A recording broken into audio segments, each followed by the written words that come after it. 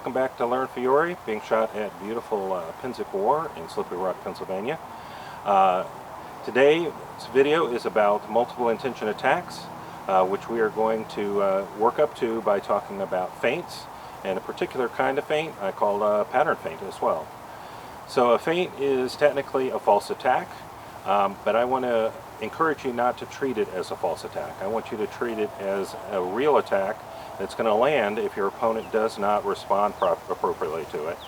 But the point of this video is that you have a plan for what happens when he does respond to that initial attack that attacks him somewhere else, where his sword no longer is, or where his sword has been, where you have maneuvered his sword to move out of. So that's what we're going to be talking about today. Here's an example of a multi-intention sequence that I actually use on the rapier field in the SCA. We're fighting sword and buckler, and I'm going to start with an attack low to the upper part of my opponent's leg. He should bring his buckler down if he wants to actually protect that. Then I'm going to do a rising S movement with my sword to bring my point up to hit him in the face. That's going to work about 2/3 of the time. But if he's really quick and gets that buckler up enough to protect his face, then I disengage around the buckler that is still moving very quickly upward and stab him in the belly or the chest. Okay? So 3 intentions. I go low, I S up to his face, and then I disengage around and stab him in the belly. When I'm drilling this, we can do a chest drill to drill this. I need to be ready and intend and actually deliver, remembering it's an unarmored drill, deliver the final blow for all 3 of those real attacks, but also practice the transition from one attack to the next in case my opponent at speed doesn't in fact make his parries. So let's show that one more time. Low to the leg, rising to the face, disengage around to the body. You can come up, you can be clever and come up with any number of sequences with any kind of weapons that you have, but the idea here is that none of your attacks are false. They're all intended to land, but you have a second intention and a third intention and a fourth intention as each of them gets dealt with. So here's this play from my point of view. I'm going to start with a stab toward his leg to get him to move his buckler down. Maybe it'll land, but probably it won't. Then I'll S up to his face. About 2/3 of the time this will land, but if he manages to get the buckler in the way, it's moving up very, very quickly in order to be successful. So I should be successful with a disengage around and back to the belly.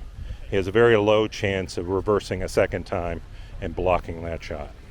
So one example of this from Fiore is his false point or false thrust play. I'll demonstrate that for you in just a moment. But it's important for you to gradually over time build up multiple sequences of this that you can do. And one way to drill that is to use the chest drill, a variation on the chest drill where the attacker is developing his multiple intention attack. He's throwing a first attack and then a second attack on the response. And the passive person is just responsible for throwing that initial reaction. Now to make this work better, they should refrain from throwing that initial reaction about 1/4 of the time, so that the drill builds in the pattern of if the person doesn't respond to that first attack, it lands. And that way your feints are no longer feints, they're just multiple intention attacks. This is a feint sequence from Fiore's manual. It's called the false point or the false thrust. I'm going to cut to his head. He's going to make cover, and then I'm going to bounce off that cover, come around and thrust or cut him on the other side of his head. Like with all the other feints that I've talked about, this needs to be believable in order to work. So he needs to know that if he doesn't parry it, I'm actually going to cause a wound to his head. So I need to come in far enough that that's going to be true. So it's going to look like this. I'm going to cut to his head. He's going to make cover. I'm going to stop. I'm going to bounce off his sword, and I'm going to come around. And either I'm going to thrust, or if we ended up a little deeper, I could cut his head as well. Pattern feints are a special kind of feint that I like to use. And the idea here is I will throw the same kind of preliminary shot twice, and then back up, give the person a chance to think about it, and in their brain go, the next time he does that, I'm going to make him pay by doing X. And then once he's had a moment to think about it, you step back in and show him that same initial attack. Allow him to throw his response, except your attack is actually somewhere else, because you know where his response is going to be that you have programmed to do with your pattern.